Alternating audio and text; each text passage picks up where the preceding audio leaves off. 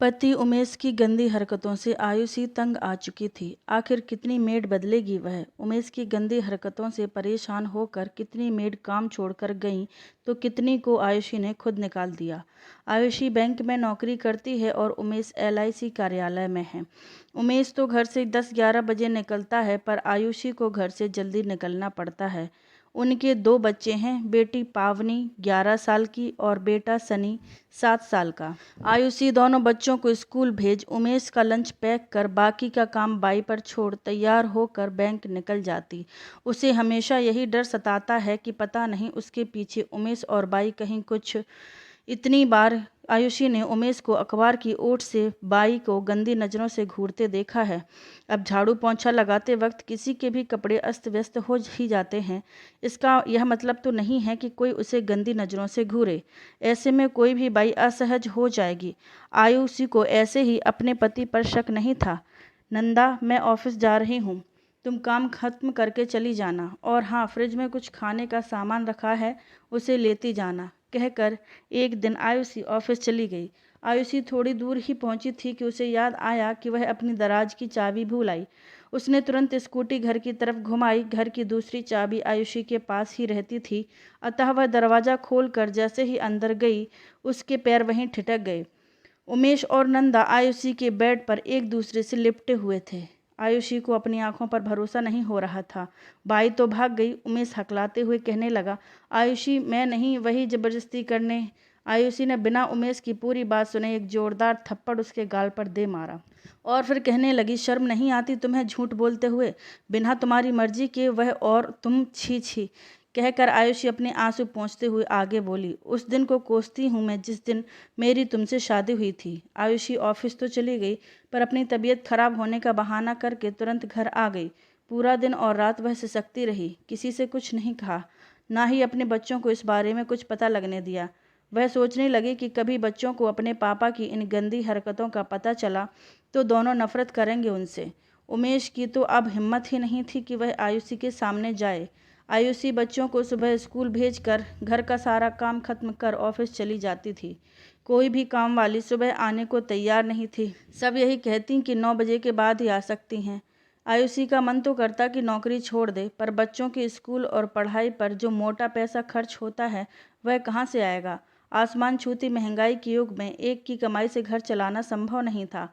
एक by I भी, पर कुछ दिन काम करके छोड़ गई। वही बात, सुबह 8 बजे नहीं आ सकती। आयुषी की तो कमर जवाब देने लगी थी। आखिर वह घर बाहर कितना करेगी। आयुषी ने अपनी सहेली वैशाली से बाई के बारे में पूछने के लिए फ़ोन किया तो उसने बताया, हाँ, एक बाई आती तो है मेरे घर काम करने, पर वह थोड़ी बूढ़ी है, अगर तुम कहो तो भेज देती हूँ। वैशाली की बात सुनकर आयुषी खुश हो गई। उसे यही तो चाहिए था। वह मन में मुस्कुराई कि उमेश अब बूढ़ी औरत को क्या घूरेगा। कांताबाई दूसरे दिन से ही काम पर आने लगी। अब आयुषी को कोई फिक्र नहीं थी, सब कुछ सुचारू रूप से चल रहा था। कांताबाई 2-3 दिन से नहीं आ रही थी। वैशाली से पता चला कि उसकी तबीयत ठीक नहीं है, इसीलिए कुछ दिनों बाद आएगी। सुनकर आयुषी के पसीने छूट गए। कांताबाई एक रोज किसी और को लेकर आई और कहने लगी, मैडम जी, यह मेरी बहू है रूपा, अब से यही आपके घर काम करेगी। कांताबाई, जब आपकी तबीयत ठीक हो जाएगी तब तो आओगी ना काम पर। आयुषी ने पूछा। मैडम जी, अब मुझसे काम नहीं होता, गठिया की शिकायत है मुझे, काम करती हूँ तो दर्द और बढ़ जाता है, मगर आप चिंता ना करो, मेरी बहू मुझसे भी अच्छा काम करेगी, कांताबाई ने कहा। आयुषी ने हाँ तो कह दी, पर फिर वही शर्त कि सुबह 8 बजे आना पड़ेगा। रूपा मान गई। रूपा काम तो अच्छा करती थी, पर आयुषी को डर लगा रहता था कि उमेश की गंदी नज़र कहीं रूपा पर भी ना पड़ जाए। रूपा थी भी बहुत खूबसूरत और फिर उम्र भी ज़्यादा नहीं थी, यही कोई 22-23 साल की। आयुषी के सामने ही रूपा काम करके चली जाती थी। आयुषी रविवार के दिन रूपा से खाना बनाने में भी मदद ले लिया करती थी। रूपा का व्यवहार भी अच्छा था। आयुषी हमेशा उसे कुछ न कुछ देती थी, जैसे पुराने सलवार सूट, चूड़ियाँ, बिंदी, लिपस्टिक आदि। रूपा भी बहुत खुश रहती थी। आयुषी को वह अब मैडम जी नहीं, दीदी कहकर बुलाने लगी थी। आयुषी ने जब एक दिन रूपा से पूछा कि तुम्हारा पति क्या करता है, तो बोली, दीदी, मेरा मर्द मजदूरी करता है, हमारी शादी के अभी 2 साल ही हुए हैं। रूपा अपने मायके, ससुराल, नाते रिश्तेदारों सबके बारे में बताती रहती थी। आयुषी अब रूपा पर भरोसा करने लगी थी, परंतु उसे अपने पति पर कतई भरोसा न था। रूपा को आयुषी के घर में काम करते हुए करीब 7 महीने हो चुके थे। अब तो रूपा कभी कभार लेट भी आती तो आयुषी कुछ नहीं कहती थी। उसे लगता था कि अगर रूपा ठीक है तो उमेश कुछ नहीं कर सकता है। रूपा अब बड़े सलीके से सज धज कर रहने लगी थी। आयुषी ने एक दिन पूछ ही लिया, पा, आज तो तुम बहुत अच्छी लग रही हो, और यह तुम्हारा सलवार सूट भी कहाँ से खरीदा? बहुत ही सुंदर रंग है। रूपा कहने लगी, दीदी, मेरी माँ ने दिया था। रूपा का चेहरा कुछ दिनों से बड़ा ही खिला खिला सा लगने लगा था। आयुषी ने पूछा भी, रूपा आजकल बड़ी खुश नजर आ रही है, कोई बात है क्या? तब रूपा ने मुस्कुराकर कहा, नहीं दीदी। रूपा कुछ महीनों से काम करने लेट आने लगी थी। पूछने पर कहने लगी, मेरी सास बीमार हैं, इस कारण देर से हो जाती है। आयुषी कुछ नहीं कहती, उस पर घर छोड़कर ऑफिस चली जाती थी। आयुषी को इस बात की हैरानी होती थी कि उमेश इतना कैसे सुधर गया। रूपा उसे चाय देने भी जाती तो नज़र उठाकर भी नहीं देखता। आयुषी को लगा कि शायद उसे उस दिन का थप्पड़ याद है, और फिर मुस्कुरा उठी। रूपा को काम पर ना आए आज हफ्ता हो गया। आयुषी को समझ में नहीं आ रहा था कि क्या करे, किससे पूछे कि रूपा क्यों नहीं आ रही है। फिर याद आया कि वैशाली से पूछती हूँ। वैशाली ने कहा कि उसके घर भी रूपा कई दिनों से नहीं आ रही है। उसने यह भी कहा कि रूपा का घर आयुषी के घर से थोड़ी दूर पर ही है, जाकर पूछ ले। आयुषी को लगा कि वैशाली सच कह रही है, उसे जाकर देखना चाहिए कि क्यों नहीं आ रही है वह, और काम पर आएगी भी या नहीं। संकरी सी गली में एक कमरे का घर, एक खटिया पर कांताबाई लेटी थी। बाहर से ही सब दिख रहा था। कांताबाई, आयुषी की आवाज़ सुनते ही कांताबाई बाहर आ गई। रूपा कई दिनों से नहीं आ रही है तो देखने आ गई, तबीयत तो ठीक है ना उसकी? आयुषी ने कांताबाई से पूछा। कांताबाई अपना सिर पीटते हुए कहने लगी, करमजली, मर जाए तो अच्छा है। कांताबाई, ऐसा क्यों कह रही हो? कोई बात हो गई है क्या? आयुषी ने आश्चर्य से पूछा। मैडम जी, तो और क्या बोलूँ मैं? पता नहीं ये कल मुही कहाँ से अपना मुंह काला करवा कर आई है, किसका पाप अपने पेट में लिए घूम रही है। यह देखने से पहले मैं मर क्यों नहीं गई। अपने बेटे को क्या जवाब दूंगी? कांताबाई ने बिलखते हुए कहा। आपको अपने बेटे को क्यों जवाब देना पड़ेगा? रूपा के पेट में तो आपके बेटे का ही बच्चा। कांताबाई बीच में ही बोल पड़ी, मेरा बेटा तो साल भर से गुजरात में है, वहाँ कमाने गया है, तो उसका बच्चा कैसे हो सकता है मैडम जी? आयुषी को जोर का झटका लगा। वह रूपा से मिले बिना ही घर आ गई। उसने तो रूपा को एक अच्छी और सुलझी हुई औरत समझा था, पर वह तो चरित्रहीन निकली। आयुषी को यह भी डर सताने लगा कि पता नहीं रूपा किसके बच्चे की मां बनने वाली है, कहीं मेरे पति। फिर अपने दिमाग को झटका देते हुए अपने आप को ही समझाने लगी कि नहीं नहीं, ऐसा कैसे हो सकता है। रूपा तो मेरे सामने ही रोज काम करके चली जाती थी। हाँ, कुछ दिन से लेट आई थी, पर उमेश तो उसे देखता भी नहीं था। फिर वह तो कितने घरों में काम करती है, कोई भी हो सकता है। मगर आयुषी को अंदर ही अंदर कोई अनजाना डर सता रहा था। आयुषी को यह भी समझ नहीं आ रहा था कि दूसरी बाई कहाँ से ढूंढेगी, और अगर मिल भी गई तो फिर वह कैसी होगी। ये सब सोच सोच कर ही आयुषी का दिमाग चकराने लगता था। उसे अब बाई के नाम से ही डर लगने लगा था। आयुषी ने ऑफिस से कुछ दिनों की छुट्टी ले ली, क्योंकि घर और बाहर दोनों जगह काम करना उसके लिए मुश्किल हो गया था। आयुषी को काम करते देखकर एक दिन उमेश ने कहा, लगता है तुम्हारी बाई भाग गई। आयुषी ने कहा, उसकी तबीयत ठीक नहीं है, इसीलिए नहीं आ रही है। अरे, यह तबीयत खराब तो एक बहाना है पैसे बढ़वाने का। जानती है कि तुम औरतों का उसके बिना काम नहीं चलने वाला, इसलिए नखरे दिखाती है। एक कुटिल सी मुस्कान के साथ उमेश ने कहा, जब तुम्हें कुछ पता नहीं है तो बक बक क्यों करते हो? आयुषी ने उमेश को झिड़कते हुए कहा। लेकिन उमेश को टटोलना भी था कि कहीं रूपा की इस हालत का जिम्मेदार उमेश तो नहीं है। कांताबाई कह रही थी कि रूपा पेट से है, पर ताज्जुब की बात है कि उसका पति साल भर से उससे दूर है, फिर वह पेट से कैसे रह गई? खैर, जो भी हो, पर कांताबाई तो रो रो कर कह रही थी कि जिसने भी उसकी बहू के साथ यह कुकर्म किया है उसे वह छोड़ेगी नहीं। यह भी कह रही थी कि पुलिस को सच बता देगी। आयुषी उमेश को देख कर बोल रही थी और उसका चेहरा भी पढ़ने की कोशिश कर रही थी। तो मुझे क्यों सुना रही हो? हकलाते हुए उमेश ने कहा। और वैसे भी आज मुझे जल्दी ऑफिस के लिए निकलना है, तो नाश्ता लगा दो। उमेश अपने आप को ऐसा दिखाने की कोशिश कर रहा था कि ये फालतू की बातों से उसे क्या लेना देना, मगर आयुषी को उमेश पर शक होने लगा था। आयुषी सोचने लगी कि रूपा ही बता सकती है कि कौन है वह इंसान जिसने उसके साथ ये सब किया, पर मैं क्यों पूछूं? कहीं उसने उमेश पर ही झूठा इल्जाम लगा दिया तो? आयुषी मन ही मन बड़बड़ा रही थी। कांताबाई को अचानक अपने घर आए देखकर आयुषी डर गई। बोली, क्या बात है कांताबाई? मैडम जी, मैंने अपनी बहू को बहुत मारा पीटा कि बताओ कौन है इसका जिम्मेदार, वरना तुझे तेरी माँ के घर भेज दूंगी। आयुषी के दिल की धड़कनें बढ़ती जा रही थीं। बोली, तो मुझे क्यों सुना रही हो कांताबाई? फिर एक सवालिया नज़रों से वह कांताबाई को देखने लगी। मैडम जी, मुझे माफ़ कीजिए, पर रूपा ने आपके साहब का ही नाम बताया। कांताबाई, पागल हो गई हो क्या जो ऐसी बातें कर रही हो? और आपकी बहू, उसे मैंने क्या समझा था और क्या निकली? किसी और का पाप मेरे पति के सिर मढ़ने की कोशिश कर रही है। आयुषी ने तैस में आते हुए कहा। मैडम जी, मैं झूठ नहीं बोल रही हूँ। रूपा ने जो कहा वही बता रही हूँ, और मैं उसे डॉक्टर के पास भी लेकर गई थी गर्भपात करवाने, पर डॉक्टर ने कहा कि अब गर्भपात नहीं हो सकता है, टाइम ज़्यादा हो गया है। आप ही कुछ करो मैडम जी, नहीं तो मुझे सबको आपके पति की करतूत बतानी पड़ेगी। एक तरह से कांताबाई ने धमकी देते हुए कहा। वह भी बेचारी क्या करती, जो उसे समझ में आया वह कहकर चली गई। कांताबाई तो चली गई, पर आयुषी को ढेरों टेंशन दे गई। अपने पति का चरित्र तो उसे पहले से पता था, बेशर्म कहीं का, सुधरने का ढोंग कर रहा था, और मेरे पीछे छी। अपना ही सिर पकड़कर आयुषी चीखने लगी कि अब क्या करूं। जब शाम को उमेश घर आया तो आयुषी ने उसे कांताबाई की कही सारी बातें बता दी। उमेश कहने लगा, झूठ बोल रही है वह औरत। एक रोज मुझसे ही पैसे मांगने लगी कि मेरी सास बीमार है, डॉक्टर को दिखाना है। मुझे दया आ गई तो दे दिए, फिर तो वह हमेशा पैसे मांग करने लगी। तब मैंने मना कर दिया, शायद इसलिए मुझ पर गंदा इल्ज़ाम लगा रही है।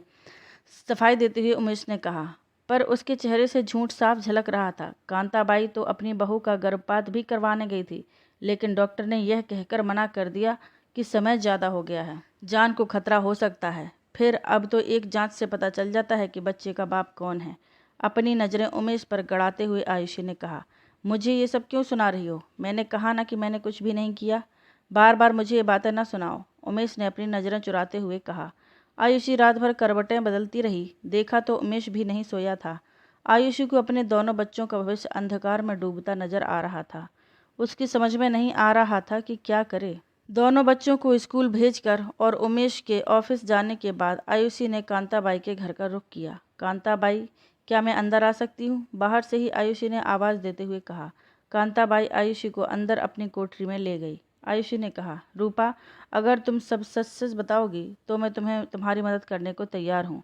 दीदी, पहले तो आप मुझे माफ़ कर दो। आयुषी ने कहा, हाँ कर दिया, अब बोलो। आपको याद होगा जब मैं पहली बार आपके घर लेट आई थी, जैसे ही मेरा काम खत्म हो गया और मैं अपने घर जाने लगी तो साहब ने कहा कि एक कप चाय बना दो, फिर चली जाना। चाय देकर मैं जाने लगी तो वे बोले कि रूपा थोड़ी देर बैठो। फिर मेरी बनाई चाय की तारीफ करने लगे। फिर कहने लगे कि तुम्हारी दीदी यानी आप इतनी अच्छी चाय नहीं बना पाती हैं। चाय क्या, उसके बनाए खाने में भी स्वाद नहीं होता है। फिर कहने लगे कि मैं आपको कुछ ना बताऊं। वे अब रोज़ मेरी तारीफ करने लगे। बोलते बोलते रूपा चुप हो गई। रूपा फिर कहने लगी, साहब ने एक रोज़ मुझे कहा कि तुम्हारा पति यहाँ नहीं रहता है तो तुम्हारा कभी मन नहीं करता है। उनकी नज़रों और उनकी कही बातों को मैं समझ गई। फिर कहने लगे, देखो रूपा, ये कोई शर्म की बात नहीं है, यह तो शरीर की ज़रूरत है और सभी को चाहिए ही। तुम्हारी दीदी तो मेरे साथ बैठना भी पसंद नहीं करती हैं। साहब रोज़ मुझे पैसे पकड़ा देते थे, कहते थे कि अपनी दीदी को कुछ ना बताना, कभी भी किसी चीज़ या पैसे की ज़रूरत हो तो मुझसे मांग लेना, बिल्कुल संकोच मत करना। तुम जरा लेट ही काम करने आया करो, इसी बहाने तुम्हारे हाथों की बनी चाय पीने को मिल जाया करेगी। साहब की सारी बातें मुझे सच्ची लगने लगी थीं और रूपा की आंखों से आंसू बहने लगे। आयुषी ने कहा, आगे क्या हुआ वो बताओ। मैं साहब की चिकनी चुपड़ी बातों में आ गई और फिर मुझे माफ़ कर दो दीदी, मुझे नहीं पता था कि इसका अंजाम ये सब होगा, कहकर रूपा फफक फफक कर रो पड़ी। बेचारी, अभी इसकी उम्र ही क्या है, आयुषी सोचने लगी। मैडम जी, कल साहब भी आए थे, माफ़ी मांग रहे थे। कहने लगे कि वह एक डॉक्टर को जानते हैं और फिर मुझे वहाँ ले गए, मगर डॉक्टर ने गर्भपात करने से यह कहकर मना कर दिया कि मेरी जान को खतरा है। साहब उसे पैसों का लालच भी देने लगे कि डॉक्टर आप आराम से सोचना, हम परसों फिर आएंगे। रूपा, तुम कल जाओ, मैं भी पीछे से आती हूँ। साहब को मत बताना कि तुमने मुझे कुछ बताया है। रूपा को समझाकर आयुषी अपने घर वापस आ गई। उमेश सुबह ऑफिस की कहकर घर से जल्दी निकल गया। आयुषी तो इसी ताक में थी। उसने उमेश का पीछा किया। देखा तो उमेश ने अपनी गाड़ी एक क्लिनिक के पास रोक दी। रूपा वहां पहले से खड़ी थी। जैसे ही दोनों क्लिनिक के अंदर गए, आयुषी भी उनके पीछे चल पड़ी।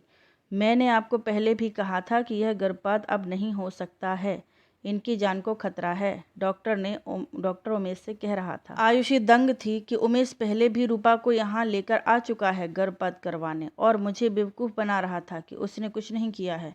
डॉक्टर, आप जितना पैसा कहेंगे दूंगा, पर आपको यह गर्भपात किसी भी तरह करना ही पड़ेगा, उमेश गिड़गिड़ाते हुए डॉक्टर से कहे जा रहा था। पैसा है ही ऐसी चीज कि पाप भी पुण्य लगने लगता है।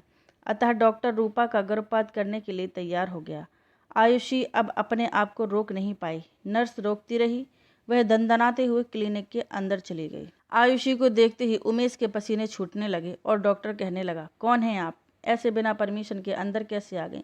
जैसे आप बिना परमिशन के एक औरत का गर्भपात करने जा रहे हैं डॉक्टर। क्या आपको पता है कि इसका अंजाम क्या होगा? आयुषी ने गुस्से में कहा। डॉक्टर तुरंत गिड़गिड़ाने लगा, मुझे माफ़ कर दो मैडम, मैं तो कब से इस आदमी को यही समझाने की कोशिश कर रहा हूँ। पर उमेश भी कहने लगा, आयुषी, इसमें मेरी कोई गलती नहीं है, यह चरित्रहीन औरत है। मैं तुम्हें बताने ही वाला था कि इसने मुझे कैसे। उमेश की बात पूरी होने से पहले ही आयुषी ने एक जोरदार तमाचा उमेश के गाल पर जड़ दिया। चुप, एकदम चुप, अब और नहीं। छल, फरेब, धोखेबाजी, सब कुछ तो तुम में भरा पड़ा है। चरित्रहीन रूपा नहीं, तुम हो तुम। तुमने इसकी गरीबी का फ़ायदा उठाया है, अब इसका अंजाम भी तुम ही भुगतोगे। आयुषी, मुझे माफ़ कर दो, अब कभी ऐसी गलती नहीं करूँगा। अंतिम बार मेरा भरोसा कर लो, उमेश ने गिड़गिड़ाते हुए कहा। भरोसा और तुम्हारा? वह तो इस जन्म में नहीं होगा। अपनी गलती को सुधारने का एक ही उपाय है कि इस बच्चे को अपना नाम दे दो, वरना उम्र भर सजा भुगतने के लिए तैयार हो जाओ, आयुषी ने दो टूक शब्दों में कहा। फिर वह थोड़ा रुककर बोली, अब मैं जो कह रही हूँ वह करो। तुम इस बच्चे को अपना लो, यही एक रास्ता है तुम्हारे पास। दोनों ने सहमति से तलाक लिया और उमेश रूपा को लेकर एक कमरे के मकान में रहने लगा। आयुषी को पता चला कि रूपा अब ठाठ से रहती है और उमेश का सारा पैसा ऐंठ लेती है। एक रोज सुबह दरवाजे पर खटखट हुई। देखा, बड़ी दाढ़ी, बिखरे बालों वाला एक आदमी खड़ा था। आयुषी, मैं उमेश, तुम्हारा गुनहगार। इससे पहले कि वह कुछ और कहता, आयुषी गरज उठी, तुम्हारी हिम्मत कैसे हुई मेरे दरवाजे पर आने की? चले जाओ यहाँ से, न मैं और ना ही मेरे बच्चे तुम्हारी सूरत देखने को तैयार हैं। उमेश गिड़गिड़ाया। आयुषी, रूपा गली के एक ड्राइवर के साथ भाग गई, वह मेरा पैसा भी ले गई, अब तुम ही मेरा आसरा हो, प्लीज़ मुझे माफ़ कर दो। आयुषी ने बेरुखी से दरवाज़ा बंद कर दिया, पर घंटे भर तक वह दरवाजे के पर ही सिसकती रही। उमेश से कभी वह कितना प्यार करती थी, आज वह धोखेबाज गिड़गिड़ा रहा है, पुराने प्यार का हवाला दे रहा है, पर वह कुछ नहीं कर सकी। बच्चों से भी नहीं कह सकती कि उनका पिता आया था। यह जहर तो उसे अकेले ही पीना होगा।